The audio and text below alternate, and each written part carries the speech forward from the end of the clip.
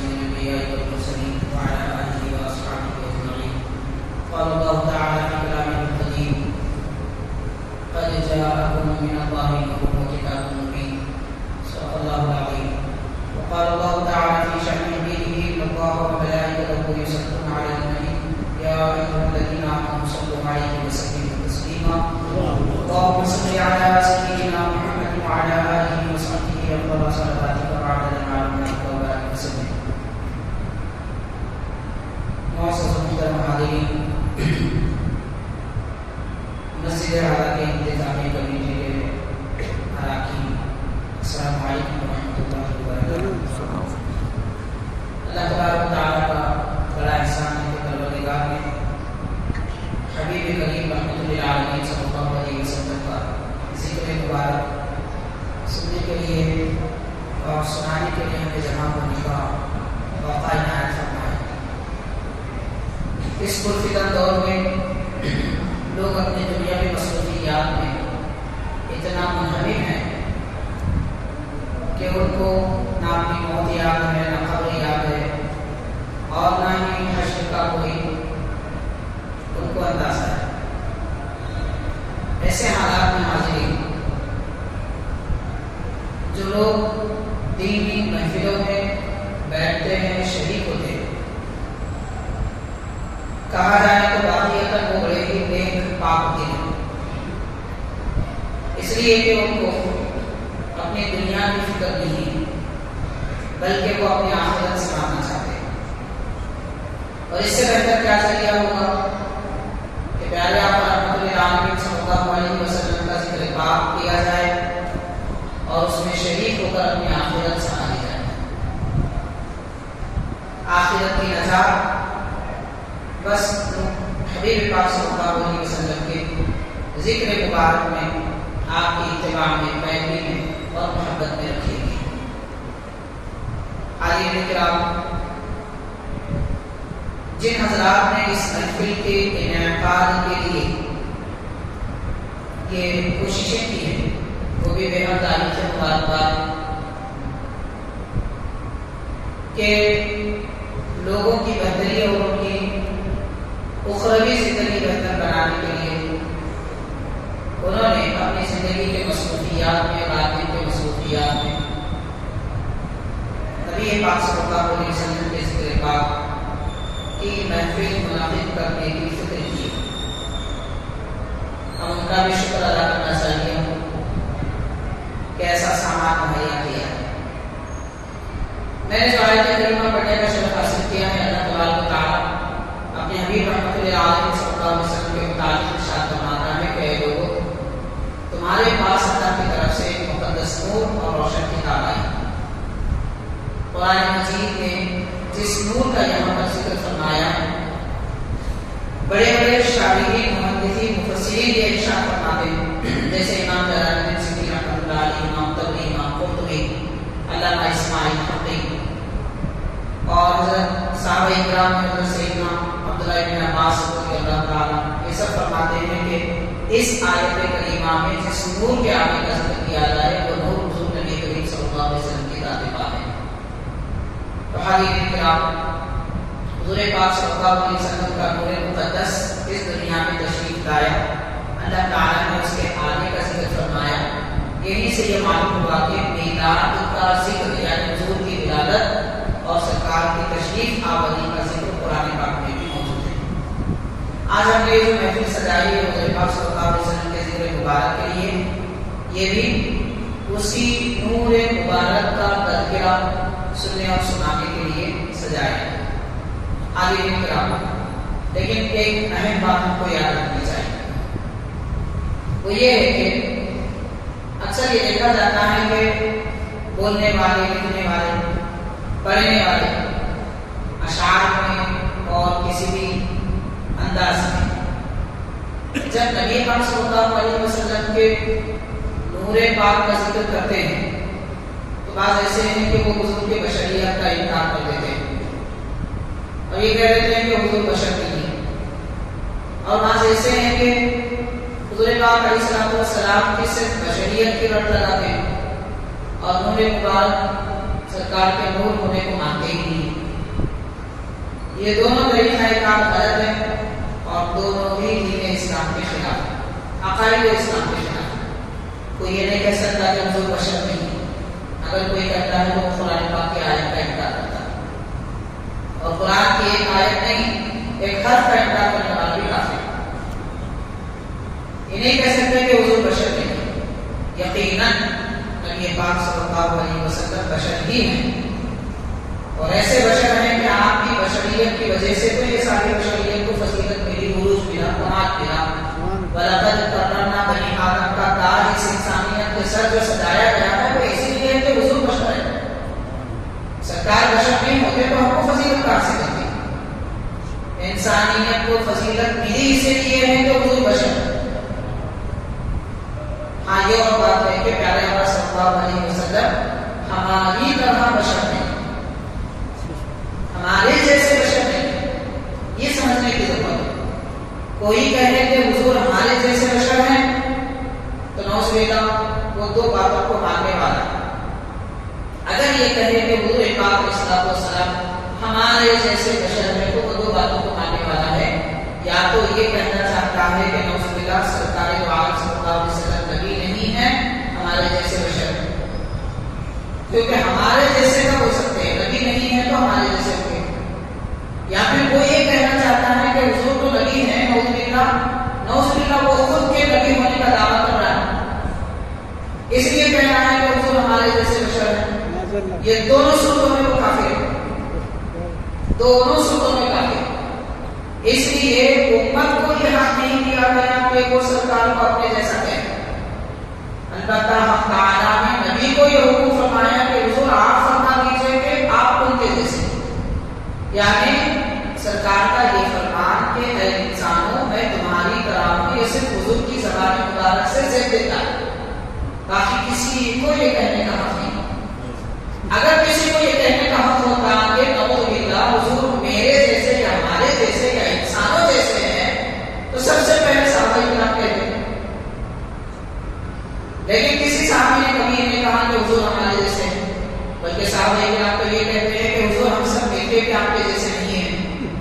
بخاری شریف میں صحابہ کرام یہ کہتے تھے کہ حضور ہم سب مل کے بھی آپ کے جیسے نہیں ہیں، تو یہ صحابہ کرام کی بولی ہے کہ حضور ہم آپ کے جیسے نہیں ہیں اور حضور ہمارے جیسے ہیں، یہ مشرکوں کی بولی۔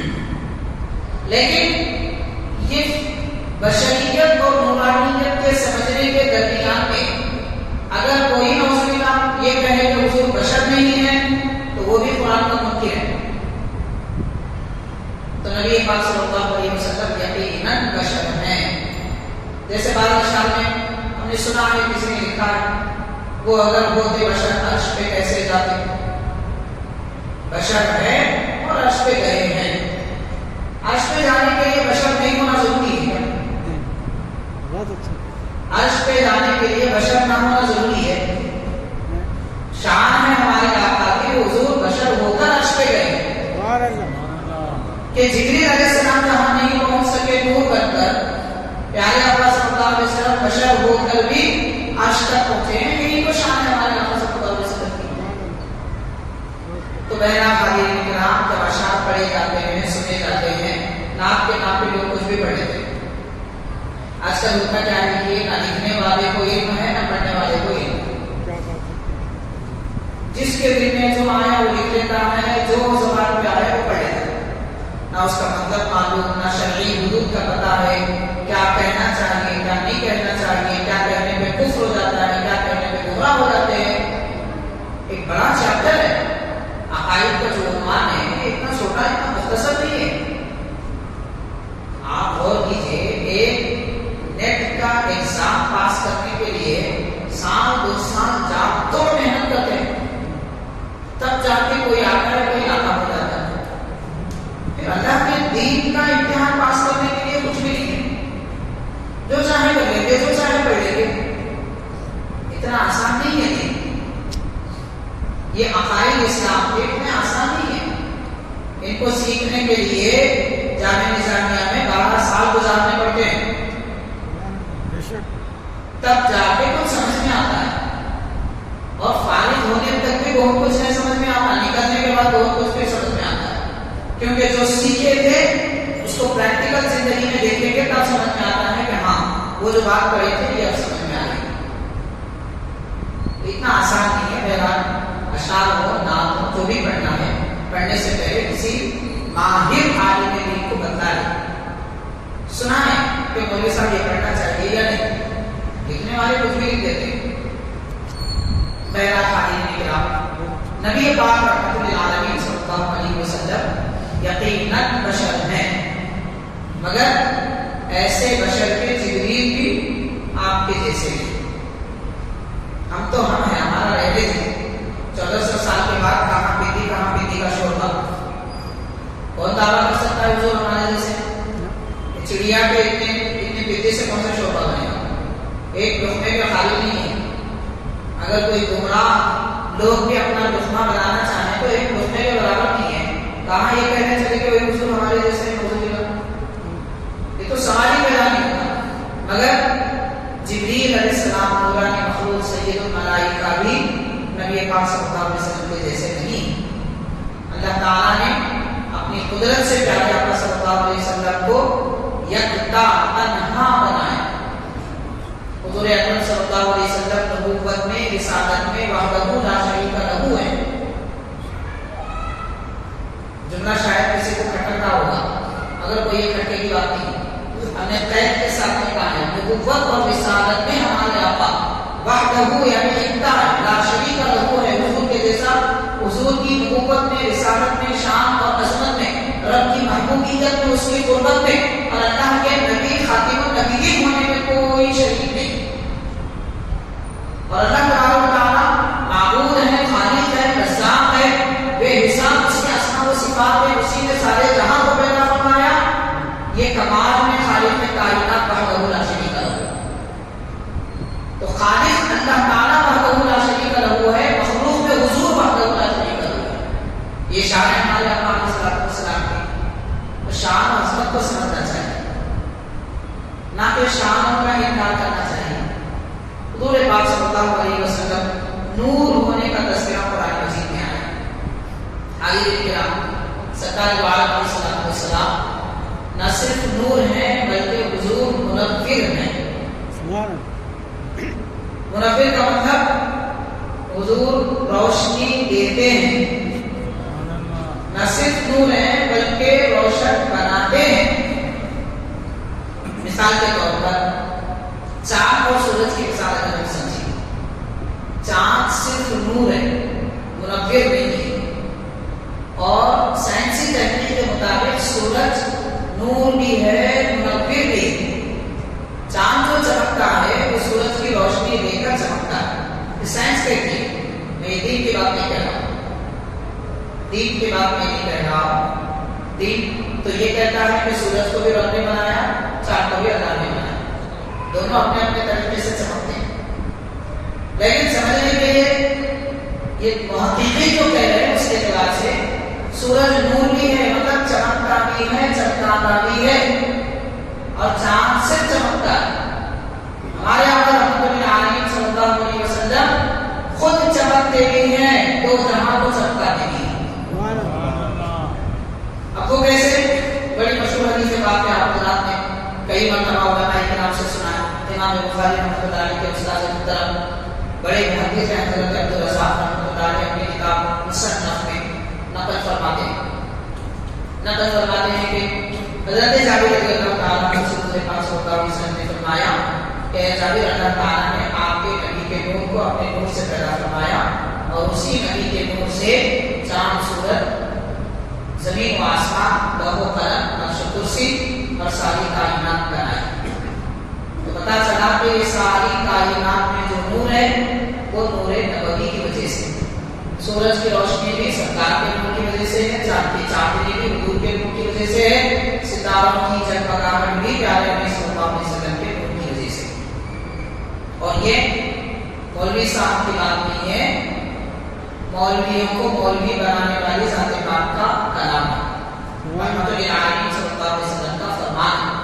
حضور اکرم صلی اللہ علیہ وسلم بذات خود فرمایا کہ جابر اللہ نے تمہارے نبی کے نور کو اس طرح پیدا فرمایا. حاضرین کرام حضور نبی کریم صلی اللہ علیہ وسلم کے پورے پاک کی جب بات آتی اور سارا جہاں حضور کے نور سے روشن ہے، جب یہ کہا جاتا ہے تو شک اور شبہ بھی بہت سارے لوگوں کے درمیان پیدا ہوتے ہیں، اور بعض لوگ یہ کہتے بھی ہیں، سمجھتے بھی ہیں، دوسروں کو بتاتے بھی ہیں اور گمراہ کرنے کی ناکام کوشش بھی کرتے ہیں اور شک اس طرح پیدا کرتے ہیں۔ شیطانی وسوسے انسان کے دل میں ڈالے جاتے ہیں۔ اب جس کے دل میں وسوسہ آئے وہ وسوسے کا علاج کرنا چاہیے، نہ کہ اس وسوسے کو دوسروں پر پھیلائے۔ جیسے اگر کوئی متعدی بیماری کورونا کے زمانے میں آئی تھی تو آدمی اس کا علاج کرتا تھا، دوسروں تک پھیلاتا نہیں تھا۔ ویسے ہی عقیدے کی اگر بیماری کسی کے دل میں آئی ہے تو وہ اپنے عقیدے کا علاج کرے، بدعقیدگی کا علاج کرے، وہ بیماری دوسروں کو نہ لگائے، ورنہ قیامت کے دن سزا بھگتنی پڑے گی اسے۔ جیسے دنیا میں لوگ اپنی بیماری دوسروں تک پہنچانے والے کو بے وقوف، نادان، کمزور سمجھتے ہیں، برا عقیدہ بھی دوسروں تک پہنچانے والے بھی ویسے ہی ہیں، تو لوگ دوسروں تک پہنچا دیتے ہیں، کہتے ہیں کہ دیکھو کیسا حضور کے نور سے دنیا کا نور کیسے بنا، سورج چاند کیسے بنا، باپ بھی سمجھ میں نہیں آتی، عقل میں نہیں آتی، اور اللہ تعالیٰ حضور کے نور کو اپنے نور سے کیسے بنایا۔ نعوذ باللہ اعتراض یہ کرتے ہیں کہ کیا اللہ تعالیٰ نے اپنے نور سے نبی کے نور کو بنایا تو اللہ تعالیٰ کا نور کم ہو گیا کیا؟ یہ شیطانی خیالات ہیں، میں آپ کو پہلے سے بتا رہا ہوں تاکہ بعد میں آپ کسی کو حدیث سنائیں تو اس کی زبان سے یہ بات نکلے گی۔ ویسے یہ اعتراض عام لوگ نہیں کرتے، پڑھے لکھے جاہل کرتے ہیں، وہ جاہل جو اچھے پڑھے لکھے ہوتے ہیں ان لوگوں کا یہ اعتراض ہوتا ہے، جو خالی جاہل ہے وہ نہیں ہوتے۔ تو حاضرین کرام، سب سے پہلی بات اللہ تبارک و تعالیٰ کے نور کی جب بات کی جائے، اس کی ذات، اس کے صفات کی بات کی جائے تو وہاں کمیت اور کیفیت نہیں پائی جاتی، مطلب وہاں پر مقدار اور کوانٹٹی نہیں دیکھی جاتی، کیونکہ اللہ تعالیٰ کی ذات، اللہ کی صفات ساری دنیا کی چیزوں سے پاک ہے۔ مثال کے طور پر اگر آپ یہ لائٹ کی روشنی ہے، اس کی چمکاہٹ، اس کی جگمگاہٹ کو دیکھ کے آپ اس کا وولٹیج بتائیں کہ کتنے واٹ کا ہے، یہ لائٹ کتنے واٹ کی ہے، گولا کتنے واٹ کا ہے، تو یہ مخلوق میں جو نور ہے یا مخلوق میں جو چیزیں ہیں ان کی کیفیت مقدار بتائی جاتی ہے۔ اللہ تعالیٰ خالق ہے اور اللہ تعالیٰ مقدار سے، گنتی سے، کمی بیشی سے یا ڈگری وغیرہ ہونے سے سب چیزوں سے پاک ہے۔ آپ گرمی سردی کو ڈگری میں ناپ سکتے ہیں، بخار کو ڈگری میں اندازہ کیا جا سکتا ہے، روشنی کو آپ وائر میں ناپ سکتے ہیں، اندازہ کر سکتے ہیں، مگر خالق کائنات کے نورانیت کا وہاں کوئی تصور نہیں کر سکتا، کوئی تصور نہیں کر سکتا۔ ایک تو یہ بنیادی بات ہے، وہاں کوئی جسمانیت کی بات نہیں ہے، روحانیت اور معنویت کی وہاں بات کی جاتی ہے۔ یہ ایک علمی بات ہے، علمی جواب ہے جو سمجھانے کے لیے میں نے آپ کی کوشش گزار کی، سمجھنے کی کوشش کی ہے۔ ایک مرتبہ نہیں سمجھ میں آئے تو پھر بار بار ایک دوسرے سے گفتگو کر کے بھی معلومات کر لینا چاہیے، اس لیے کہ دین کے علم کی ایک بات بھی ہمارے ایمان کو روشن کر دیتی ہے۔ آپ یہ سمجھنے کی کوشش کریں گے کہ اللہ تبارک و تعالیٰ جسمانیت سے، کیفیت سے پاک ہے اور کیسے ہے یہ سمجھیں گے بھی تو آپ کا ایمان بڑھے گا۔ مطلب لائٹ لینے کی بات نہیں، پھر بھی ہم سمجھانے کے لیے عام فہم انداز میں ایک مثال پیش کریں گے جو حضرت قاضی جامع نظامی شیخ الاسلام امام انوار اللہ فاروقی رحمۃ اللہ علیہ نے اپنی کتاب میں لکھا ہے۔ آپ غور کیجیے کہ ہمارے اکابر اولیاء اللہ، علماء دین، بزرگان دین اس امت پر، نبی کی امت پر کتنے مہربان ہوتے ہیں۔ یعنی قریب 80-100 سال کے بعد جو لوگ اعتراض کرنے والے ہیں وہ سوال 160 سال پہلے سوال پیدا بھی کرے، سوال کا جواب بھی دے۔ حضرت والی جامع نظامی شیخ الاسلام رحمۃ اللہ علیہ فرماتے ہیں کہ لوگوں، یہاں جو سرکار دو عالم صلی اللہ علیہ وسلم کا نور، نبی اللہ کے نور سے بنانے کا جو ذکر کیا جا رہا ہے، اس کو آپ کیفیت اور کمیت میں مت لیجیے، بلکہ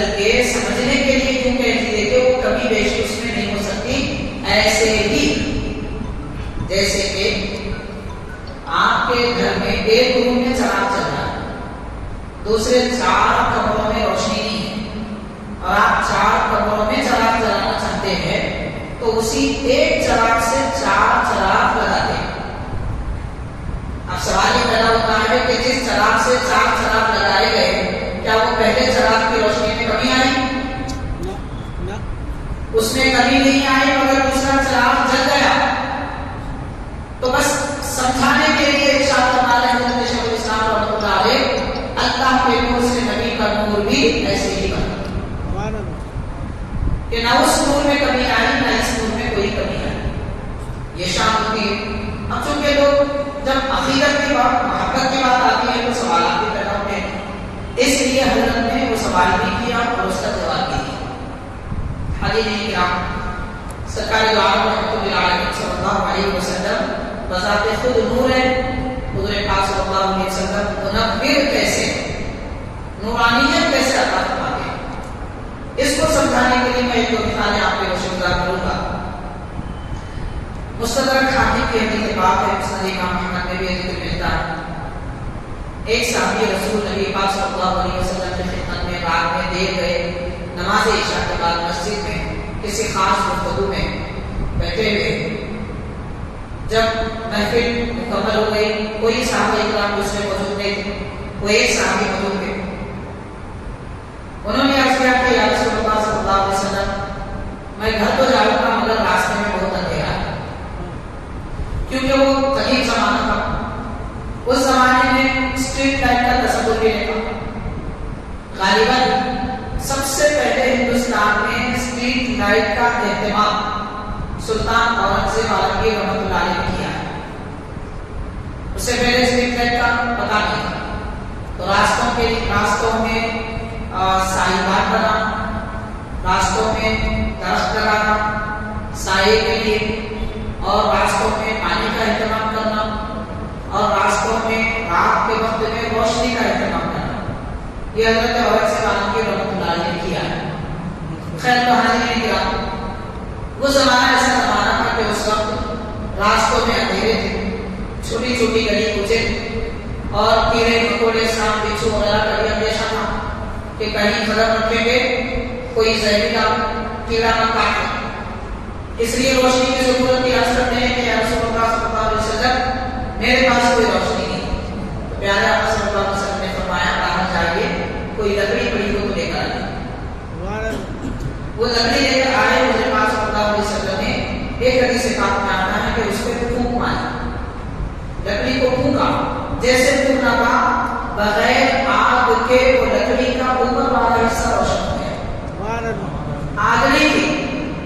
اب دیکھیے قدرت کا کمال، سرکار اگر پھونک رہے ہیں تو روشنی کے لیے عام طور پر آگ کا اہتمام ہوتا ہے۔ اب یہ جو کرنٹ ہے یہ بھی آگ ہے، اپنی کیفیت بدل کے آ رہی ہے، اگر ہے تو آگ، یہ اور بات ہے کہ اس کی جگہ نہیں ہوتی۔ ایسے ہی پورے پاک صلی اللہ علیہ وسلم نے جب پھونک ماری تو وہ لکڑی روشن ہو گئی، اور نبی پاک صلی اللہ علیہ وسلم نے فرمایا کہ صحابی سے آپ جائیے اپنے گھر تک پہنچ جائیں۔ وہ اسی لکڑی کی روشنی میں اپنے گھر تک پہنچ گئے، اور جب گھر گئے تو وہ روشنی غائب ہو گئی۔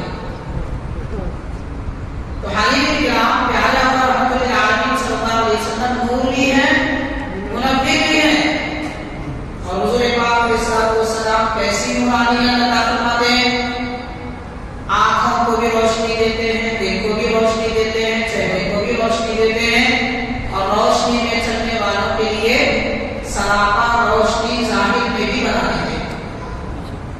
جیسی کہ ایک مثال آپ نے حدیث پاک میں سنی، اب اس سے ہم کو اندازہ ہو سکتا ہے کہ علم کی روشنی، سلطنت کی روشنی اور دولت کی روشنی، عقل کی روشنی، آنکھوں کی روشنی، ساری روشنی تو نبی پاک صلی اللہ علیہ وسلم کے قدموں میں، اور ہم اس مرکز کو چھوڑ کر آنکھوں کی روشنی کا علاج کسی اور سے کراتے ہیں۔ میں یہ نہیں کہہ رہا ہوں کہ علاج کرانا درست نہیں، میں یہ کہنا چاہتا ہوں کہ پہلے جو مرکز روشنی ہے اس ذات پاک کی طرف رجوع تو کر لیں، گزارش تو کر لیں، نام کو لے کے یا رسول اللہ صلی اللہ علیہ وسلم میرا یہ حال ہے، آپ کرم فرما دیجیے۔ پھر سرکار کا اختیار ہے، چاہے تو بغیر کسی دوا کے روشنی دے، چاہے تو دوا کے ذریعے روشنی دے، دونوں بھی ہو سکتے ہیں۔ دل کی طرف چاہیے، ذات پاک پر اتنا یقین چاہیے جیسا کہ صحابہ کرام کو یقین تھا۔ آج ہمارے پاس تو یقین کہاں ہے؟ حضور اکرم رحمۃ للعالمین صلی اللہ علیہ وسلم کو ہم نے نعوذ باللہ ہمارے جیسا بشر سمجھا، تو اپنے جیسا بشر سمجھنے والا کیا فائدہ اٹھا سکے گا؟ یہ ایسا ہی ہے جیسا کہ کسی کے پاس سب سے قیمتی ہیرا ہے مگر وہ سمجھ رہا ہے کہ میرے پاس پتھر ہے۔ تو ہماری مثال بھی ویسی کہ بے مثال ذات پاک اللہ تعالیٰ نے اس ذات پاک کا ہم کو امتی بنایا اور تمام ضروریات کی تکمیل کا مرکز بلچہ کو بابا ذات نبوی کو بنایا، اور ہم ہیں کہ در در بھٹکتے رہتے ہیں۔ ساری دنیا کی تدبیریں بعد میں، پہلے تعلق حضور پاک صلی اللہ علیہ وسلم سے جوڑ دیا جائے۔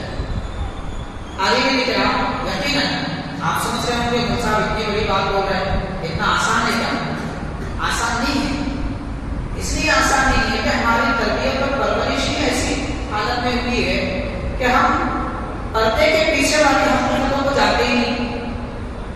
ہم کو شروع سے بتایا گیا کہ بھوک لگی تو کھانا کھانا، پیاس لگی تو پانی پینا، مار لگی تو علاج کرانا، اور اچھا گھر بنانے کے لیے دولت کمانا، گاڑی بنگلہ خریدنے کے لیے بڑی جاب کرنا، یہ سکھایا گیا۔ اس لیے ہم اسی دیوار چار دیواری کے اندر ستاروں کے آگے جہاں اور بھی وہ جہانوں کو اگر ہم اسلام کی کتابوں میں پڑھتے تو واقعات ہمارا دل بھی ویسا گفتہ ہوتا، یقین بھی اتنا مضبوط ہوتا جو یقین صحابہ کرام کو ملا تھا۔ حضور پاک صلی اللہ علیہ وسلم کی صحبت بابرکت کا اثر ان کے دلوں پر جیسا ہوا تھا وہ اثر ہم کو بھی مؤثر آ سکتا ہے، لیکن افسوس کی بات ہے نہ ہم نے سیکھنا چاہا، نہ جاننا چاہا، نہ عمل کرنا چاہا۔ اب اس طرح کی باتیں بتائی بھی جاتی ہیں تو لوگ سمجھتے ہیں کہ بھئی زمین پہ رہنے والوں کو آسمان چھونے کی بات نقصان کر رہے ہیں۔ بات تو ایسے ہی ہے، اس میں کوئی شک کی بات نہیں ہے، لیکن آسمان کو چھونا کوئی مشکل کام نہیں ہے، کوئی مشکل کام نہیں ہے۔ دیکھیے کہ وہ قوم جن کے پاس نہ قرآن ہے، نہ دین ہے، نہ اسلام ہے، نہ وہ رب کو جانتے ہیں، ایک لاکھ خدا بنا بیٹھے ہیں، ایسی قوم ترقی کر کے چاند تک جا سکتی ہے؟ جا سکتی ہے کہ جا سکتی ہے غلط بحث ہے، میں اس بحث میں نہیں پڑھنا چاہتا، مگر ایسی قوم جب چاند تک جا سکتی ہے، ماشاءاللہ تو ہمارے پاس تو بے پر کے اڑنے کے ہنر ہے، بے پر اڑنے کے ہنر ہے ہمارے پاس، اور ہم زمین میں بھی لڑکا کے چل رہے ہیں۔ کبھی یہ ٹھوکر لگ جاتی ہے، کبھی وہ ٹھوکر لگ جاتی ہے، کبھی گھٹنے پھوٹ جاتے ہیں، کبھی دانت پھوٹ جاتے ہیں۔ ان کیفیتوں میں ہم زندگی گزار رہے ہیں، مگر اس کے باوجود وہ جو کہتے ہیں وہاں ہے اندھوں میں نانا راجا، وہ مثال ہے ہماری۔ ہم سمجھ رہے ہیں ہم تو بہت اچھے ہیں، بہت اچھے ہیں یہ سمجھ رہے ہیں، لیکن ہمارا حال ایسا ہے کہ زمین پہ گرے ہوئے۔ دوسری قوم ہم کو للکار رہی ہے کہ اے مسلمانوں جو کام تم نے کیا تھا، جو کام تم کر سکتے ہو، آج ہم وہ کر کے بتا رہے ہیں۔ کیا وجہ ہے؟ اسباب پر طاقت رکھ کے ایک آدمی ترقی کر سکتا ہے تو اللہ کی ذات پر یقین کر کے ہم کیوں ترقی نہیں کر سکتے؟ حاضرین کرام، یا تو ہم یہ سمجھیں کہ ہم کو صحابہ کرام کی جو زندگی کے احوال ہیں، حضور پاک صلی اللہ علیہ وسلم کے جو معجزات ہیں ان پر یقین نہیں ہے، یا تو یہ سمجھتے ہیں یا پھر یہ کہیں کہ بھئی ہم وہ سب چیزوں کو نہیں جانتے، نہیں مانتے۔ اور دونوں باتیں غلط ہیں۔ مسلمان ہیں کو ماننا پڑے گا کہ وہ معجزات حق ہیں، اور یہ بھی ماننا پڑے گا کہ ہم ان کو تسلیم کرتے ہیں۔ جب تسلیم کرتے ہیں تو پھر پیچھے کیوں ہیں؟ ساری بات کا خلاصہ یہ ہے کہ تعلق ہمارا حضور اکرم رحمۃ للعالمین صلی اللہ علیہ وسلم سے مضبوط جوڑنا چاہیے۔ جیسے کہ بیماری پر ہم دوا پر یقین رکھتے ہیں، ایسا اس سے بڑھ کر سرکار کے ذات پہ یقین رکھنا چاہیے۔ نبی پاک رحمۃ اللہ علیہ صلی اللہ ایک صحابی آیا، سرکار دو عالم علیہ السلام نے ان کو دیکھا کہ وہ نابینا، آنکھوں کی روشنی، میں بات نور کی کر رہا ہوں، آنکھوں کی روشنی میں بڑا نور ہوتی ہے، اور وہ ایسا نور ہوتی ہے کہ اس میں کوئی شعاع نکلتے نظر نہیں آتی، کوئی روشنی دکھتے نظر نہیں آتی، مگر سارا نور اور جہالت دونوں میں دیکھ لیتی ہے۔ رب نے ایسا نور ہماری آنکھوں میں رکھا ہے، آنکھوں میں روشنی ہے تبھی تو ہم سب دیکھ رہے ہیں، آنکھوں میں روشنی نہیں ہوتی تو کیا دیکھ سکتے ہیں؟ اندھیرے میں بھی ماشاء اللہ آنکھ والے دیکھ لیتے ہیں، اتنی بڑی نعمت ہے آپ۔ تو ایک صحابی حضور کی خدمت میں حاضر میں عرض کیا کہ حضور کہ کسی پرندے کے انڈے پر میرا قدم لگ گیا، غالباً اس وقت وہ چپل وغیرہ پہنے ہوئے نہیں تھے، تو اس پر ان کا قدم رکھنے کی وجہ سے ان کی بینائی چلی گئی، یعنی وہ انڈا زہریلا تھا، کسی زہریلے جانور کا۔ حضور پاک صلی اللہ علیہ وسلم کی خدمت میں آیا اس لیے کہ حضور میری آنکھوں کی روشنی چلی گئی، میں نے علاج نہیں کرایا مگر اس کا کوئی فائدہ نہیں۔ حبیب پاک علیہ السلام نے اپنا دعا میں رہن ان کی آنکھوں میں لگایا، سرکار کا دعا شریف خوب مبارک آنکھوں میں لگایا، اور جیسے آنکھوں میں لگاتا تھا آنکھوں کی روشنی پلٹ آئی۔ آپ غور کیجیے کہ دنیا میں کون ایسا ڈاکٹر اور طبیب ہے جو کسی مریض کے آنکھوں میں اپنا تھوک ڈالے اور مریض خاموش بیٹھے؟ وہ کہے گا کہ تیرے تھوک میں تو بدبو ہے، وہ تو بیمار۔ اب ہم جانتے ہیں ماشاءاللہ، ہم کو پتہ ہے کورونا کے زمانے میں کوئی تھوکے تو ڈرتے تھے، چھینکے تو ڈرتے تھے، کھانسے تو ڈرتے تھے، مطلب ہم کو ایک دوسرے سے اتنا ڈر ہے جیسے کسی شیر سے انسان کو ہوتا ہے یا کوئی زہریلے سانپ سے انسان کو ہوتا ہے، اتنا ڈرے ہوئے ہیں ایک دوسرے سے، بھائی چارہ ختم ہو گیا، ہمدردی مٹی میں مل گئی۔ یہ کیوں ہے؟ اس لیے کہ یقین نہیں، کامل یقین اگر ہوتا کچھ نہ ہوتا، لیکن صحابہ اکرام کو اتنا یقین ہے کہ پیارے آقا صلی اللہ علیہ وسلم جو فرماتے ہیں ہمارے حق میں بہتر ہوتا ہے۔ دعا میں رحم سرکار نے ان کی آنکھوں میں ڈالا اور ان کی بینائی پلٹ کر آ گئی۔ تو آنکھوں کی روشنی میں حضور عطا فرماتے ہیں، نبی پاک صلی اللہ علیہ وسلم نہ صرف نور بلکہ منور ہے اور نئے کو روشنی دینے والے۔ حضور نبی کریم رحمۃ للعالمین صلی اللہ علیہ وسلم قبر میں بھی روشنی عطا فرماتے ہیں، آپ کی وجہ سے قبر میں بھی روشنی ملتی ہے۔ آپ سمجھ رہے ہوں گے ایسے کیسے ہوا صاحب جامع ترمذی کے انتخاب۔ میں انشاءاللہ جو بھی عرض کروں گا آپ کو قصے کہانیاں افسانے سناؤں گا، حدیث پاک کی بات کروں گا، صحابہ اکرام کے اقوال بنا تاکہ جن کے ایمان کمزور ہے ان کو بھی یقین ہو جائے، یقین ہو جائے ان کو بھی کہ بھائی ہم نے اب تک کچھ نہیں پڑھا، ورنہ وہ سمجھ رہے ہیں 4 کتابیں پڑھ کے سمجھ رہے ہیں میں دنیا پڑھ رہا ہوں۔ 4 نہیں، آپ 4000 کتابیں پڑھنے کے بعد بھی جانیں گے، کیونکہ کتابیں 4000 نہیں ہے، 4 کروڑ سے بڑھ کے،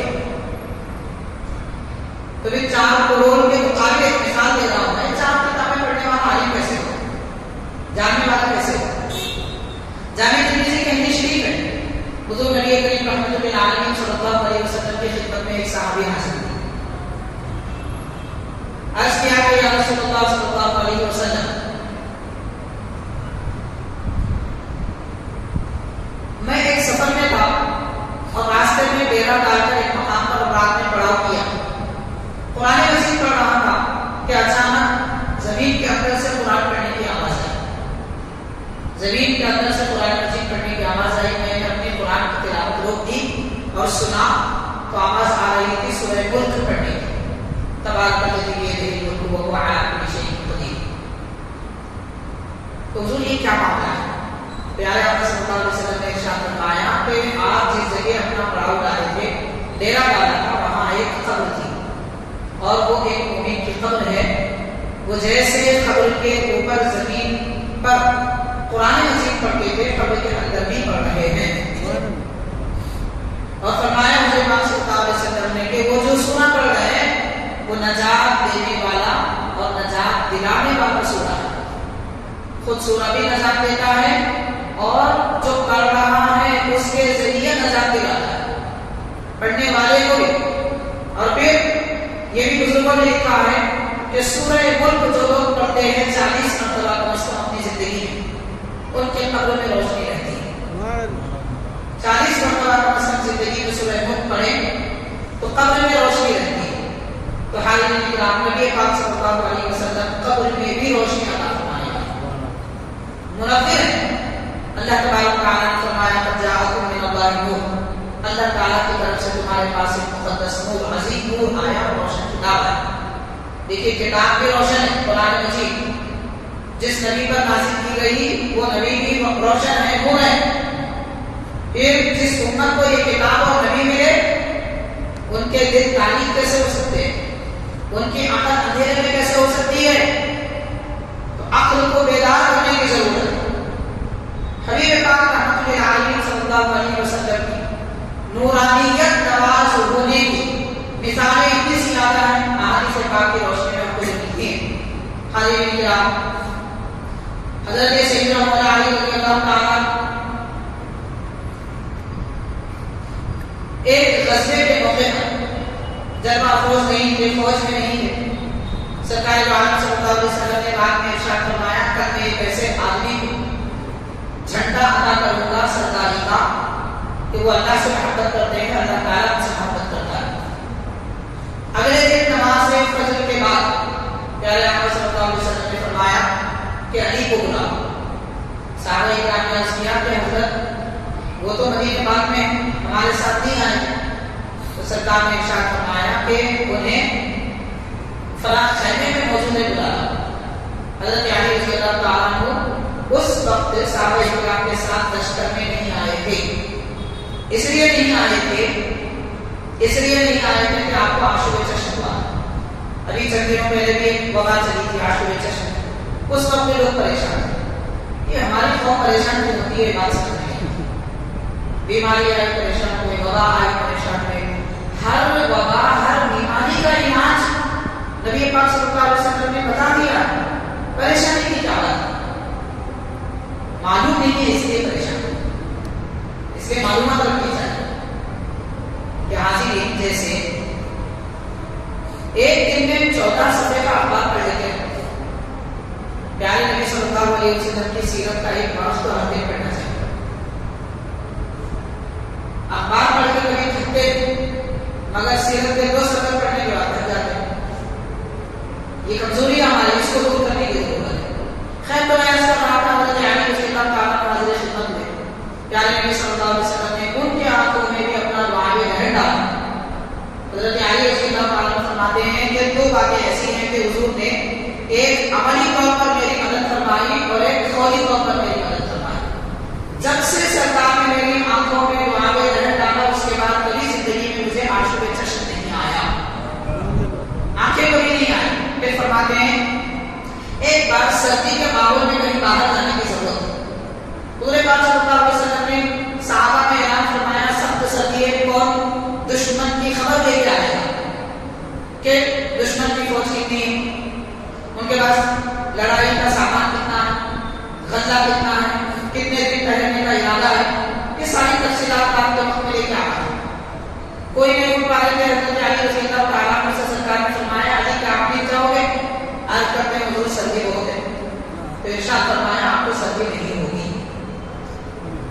حاضرین کو چلے گئے، ساری تفصیلات دے کر آئے۔ اس کے بعد حضرت مولانا علی فرماتے ہیں کہ اس کے بعد سے کبھی مجھے سردی نہیں ہوگی، بلکہ آپ کی زندگی کا عمل یہ تھا کہ گرما کے دنوں میں 2 لباس پہنتے تھے اور سرما کے دنوں میں پتہ ایک لباس پہنتے تھے، اس لیے کہ آپ کو سردی ہوتی تھی نہ گرمی ہوتی تھی، کیونکہ سرکار نے ایک بات فرما دیا کہ آپ کو سردی نہیں ہوگی، تو اب سردی کیا گرمی بھی نہیں ہوئی۔ حاضرین کرام، یہ واقعات حبیب پاک صلی اللہ علیہ وسلم کے صرف سننے کے لیے نہیں ہے، سن کے اس پر عمل کرنے کے لیے۔ اب ہم سوچ رہے ہیں کہ ہمیں کیسا عمل کریں اس پر؟ سرکار دو عالم صلی اللہ علیہ وسلم حیات ہے، زندہ ہے۔ ہم اگر نعوذ باللہ یہ سمجھتے ہیں کہ حضور اس وقت تشریف فرما اللہ افروز نہیں ہے، تو پھر ہمارا تو ایمان ہی تباہ ختم ہو چکا ہے۔ جس طرح پیارے نبی صلی اللہ علیہ وسلم صحابہ کرام کے دور میں صحابہ کرام کی مدد فرماتے تھے، آج بھی پڑھتے دل سے اگر کوئی رجوع کرے، توجہ کرے تو پیارے آقا صلی اللہ علیہ وسلم آج بھی اس کی مدد فرماتے ہیں، اور اس میں کوئی شک نہیں۔ اتنا یقین پیدا کرنا چاہیے۔ اب یقین کیسا ہوتا ہے اس کے متعلق ایک دو باتیں آج تک میں اپنی بات ختم کروں گا۔ حاضرین کرام، حضرت شیخ الاسلام جامعہ امام اللہ فاروق رحمۃ اللہ علیہ نے کتاب مقاصد الاسلام کے حصہ مشکل میں ایک مقام پر تحریر فرماتے ہیں، اللہ تعالیٰ نے فرمایا کہ اے بندے، خدا کی رب کی عبادت اتنی کرو کہ یقین آ جائے۔ معلوم یہ ہوا کہ یقین عبادت سے آتا ہے، تو جس کو جتنا یقین چاہیے وہ اتنی زیادہ عبادت کرے۔ 5 وقت کی نماز پڑھے گا تو اس کی مقدار میں یقین آئے گا، اور پھر نفل پڑھے گا، تہجد، اشراق، چاش، زوال، اوابی، تو اور یقین بڑھ جائے گا۔ قرآن مجید زیادہ پڑھے گا اور یقین بڑھ جائے گا۔ تو جتنی عبادت کریں گے اللہ تعالیٰ کی یقین اتنا بڑھے گا۔ تو حاضرین کرام، نبی پاک صلی اللہ علیہ وسلم کی خدمت میں ایک صحابی حاضر اور اپنی تنگ دستی کی شکایت کی کہ حضور میں خداش غریب ہوں، کوئی میرے پاس ذریعہ نہیں ہے۔ پیارے آقا صلی اللہ علیہ وسلم نے فرمایا شادی کرو۔ بات کرتے ہیں کہ حضور میں اکیلا پریشان ہوں، شادی کیسے کروں؟ تو ارشاد فرمایا کہ شادی کرو، تمہاری تنگ دستی دور ہو جائے گی۔ وہ صحابی گئے اور نکاح کر لی۔ چند دنوں کے بعد حاضر ہوئے، پھر عرض کیا کہ حضور پہلے ایک پریشان تھا، اب 2 پریشان ہیں۔ شادی تو کر دی مگر کوئی تندرستی دور نہیں ہوئی۔ سرکار نے فرمایا پھر ایک شادی کر۔ اب ان کو کتنا یقین تھا حبیب پاک کی ذات پر، دوسری شادی کر لی۔ ایک تو سرکار کا حکم ہے اور صحابی کا یقین ہے، دوسری جانب دیکھیے کہ اس زمانے میں مسلمان کتنے یقین والے تھے کہ جو بے روزگار ہے اس کو بھی اپنی لڑکی دے دیتے تھے۔ یہ بات سمجھنے کی ہے۔ آج رشتے کرنا ہو تو کیا ہوتا ہے، لڑکی والوں کی ڈیمانڈ زیادہ ہو چکی ہے، پر پہلے لڑکے والوں کی ڈیمانڈ تھی، اب بچے والوں کی ڈیمانڈ ہے۔ لڑکا کیا کماتا ہے؟ یہاں حیدرآباد میں رہتا ہے، نہیں رشتہ مقصد نہیں، دبئی میں رہتا ہے، اچھا گھر ساتھی ہے، ٹھیک ہے، نہیں کرایے کا مکان ہے، ارے ہم نہیں دے سکتے بچے۔ تو مطلب کیا، جس کا کرایے کا مکان ہے وہ شادی نہیں کرنا۔ اچھا جو باپ یہ خواہش کر رہا ہے وہ بھی کرایے کا مکان میں زندگی گزار چکا ہے، اس کی جب شادی ہوئی تھی دھوکہ دینے کے لیے نیا مکان لے لیا تھا، پھر شادی ہوتے ہی پرانا مکان میں چلا جائے۔ ایسا ہی ہوتا ہے ہمارے پاس، یقین نہیں ہے، بس اتنی بات ہے اور کوئی بات نہیں۔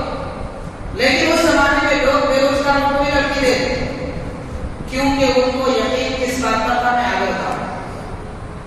حاضرین کرام، تیسری شادی کی، پھر حضور نے فرمایا کہ اگر تمہاری تندرستی دور نہیں ہوئی ہے تو چوتھی شادی کرو۔ 4 شادیوں کی اجازت ہے، وہ 4 شادی کر کے حضور کی خدمت میں آئے، اور اس کے بعد سرکار نے فرمایا اب کیا حال ہے؟ عرض کرتے ہیں کہ سرکار میں ایک نہیں میری 4 بیویوں کے ساتھ خوش ہوں۔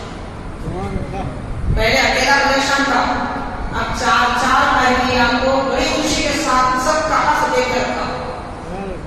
اس کے بعد سرکار نے ارشاد فرمایا کہ تمہاری زندگی کا حال جھوٹا تھا اور اللہ کا کلام سچا ہے۔ اللہ کا کلام کیا سچا ہے؟ خالق کائنات نے فرمایا سورہ نساء میں ہے، اے ایمان والو،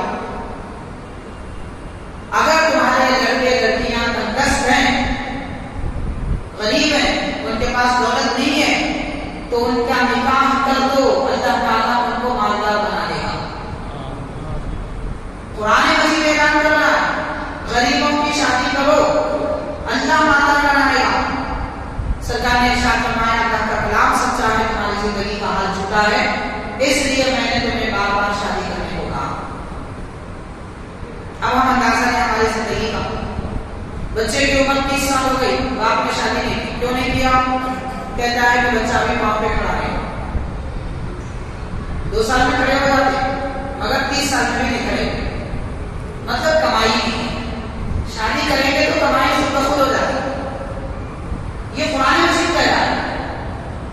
اور آج امت مسلمہ یہ جو ایک فارمیلٹی بنائی کہ بھئی ایسا ہے تو ہی ہم کریں گے، اسی کا نتیجہ ہے کہ آج ہمارے بچے بچیاں بے حیا ہوتے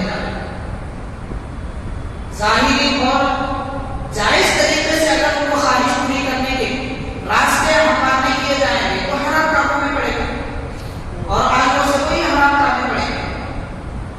اس لیے ہمارے کرام صحابہ کرام کی جو شادیاں ہوتی تھی اس زمانے میں زیادہ سے زیادہ 16 اور 18 سال کی عمر میں شادیاں ہو جاتی تھی اور آج 30 سال کے ہو جاتے ہیں تو لڑکوں کے لڑکیوں کی شادیاں نہیں. وجہ یہی ہے کہ سیٹل ہو جائے, زندگی اچھی سیٹل ہو گئی تو کریں گے. زندگی بے شادی شدہ کبھی سیٹل نہیں ہو سکتی, شادی سے ہی زندگی صحیح ہوتی ہے. ہاں یہ اور بات ہے کہ پہلے سے تیاری کر لینا چاہیے مگر عمر کو آگے نہیں بڑھانا چاہیے. ساری بات کا خلاصہ یہ کہ یقین یہ بڑی دولت ہے. صحابہ کرام کو نبی پاک صلی اللہ علیہ وسلم کے ذات پاک پر ایسا کافی یقین رہا جس کی وجہ سے وہ بڑے بڑے مالی کے سر کر گئے اور اپنی زندگیاں خوشحالی کے ساتھ گزار گئے. بہرحال یہ چلتا ہے باتیں میں میلاد پاک کے متعلق ایک بات میلاد کے متعلق میں عرض کروں گا.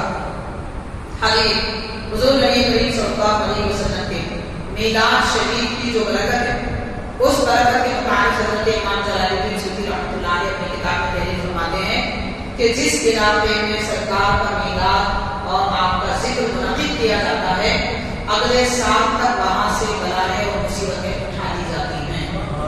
تو ایک مرتبہ میلاد کے ذکر کا اہتمام کرنا سال بھر کے لیے ہماری مستقبل کی زندگی کی کامیابی کی ضمانت ہے. لیکن اس کے لیے اخلاص ضروری ہے. دکھاوے کے لیے نہیں کرنا چاہیے. فلاں لوگوں نے بڑا جلسہ کیا, ہم اس سے بڑا جلسہ کیا. انہوں نے 50,000 کا اسٹیج بنایا, ہم 70,000 بنائے. ان کے پاس 200 آدمی تھے, ہم 500 آدمی کو جمع کریں گے. یہ میلاد نہیں ہونا ہے, یہ کمپٹیشن ہونا ہے. آج ہم کو کمپٹیشن کرنے کی ضرورت نہیں ہے, میلاد کا ذکر کرنے کی ضرورت ہے. اور وہ ذکر اخلاص کے ساتھ میں چند آدمی مل کر بیٹھ کر کرے تو بھی اس کی برکت سارے معاشرے میں ہو جاتی ہے. آئیے اور بات ہے کہ لوگوں کو زیادہ جمع کر کے اچھی باتوں تک پہنچائی جائے, نبی کا بیان سرکار کی عظمت سنائی جائے تو اچھی بات ہے. لیکن مطلب یہ نہ ہو کہ وہ جلسے میں زیادہ لوگ تھے, یہ جلسے میں کم تھے. یہاں ایسا بولا گیا, وہاں ایسا بولا گیا. یہ تقابل میں ہماری زندگی ختم ہو جائے. ہر کام جو بھی کیا جائے اخلاص سے کیا جائے, اس کی برکت رہے. اللہ تبارک و تعالیٰ کے دربار میں دعا ہے کہ پروردگار نے جو کہا سنا اس پر عمل کرنے کی توفیق عطا فرما. نبی پاک صلی اللہ علیہ وسلم کے میلاد کی برکتوں سے ہماری دنیا و آخرت کو سنوار دے. رب العالمین جیسا یقین حبیب پاک صلی اللہ علیہ وسلم کے ذات پاک پر صحابہ کرام کو تھا, اللہ تبارک و تعالیٰ اس یقین کا کوئی حصہ مسلمانوں کو اس زمانے میں بھی عطا فرما. رب العالمین میلاد پاک کے ذکر کے تصدق میں پیارے آقا صلی اللہ علیہ وسلم کے ذکر مبارک کے صدقے میں ہم سے بلاؤں کو ٹال دے, بیماروں کو صحت عطا فرما, پریشان خان لوگوں کی پریشانیوں کا ازالہ فرما. مولا جو بے روزگار ہیں ان کو روزگاری سے لگا دے, روزگار کو حلال روزی عطا فرما اور مزید ترقی عطا فرما. حضور پاک علیہ الصلوۃ والسلام کے صدقے ہماری اس محفل کو قبول فرما. صلی اللہ تعالی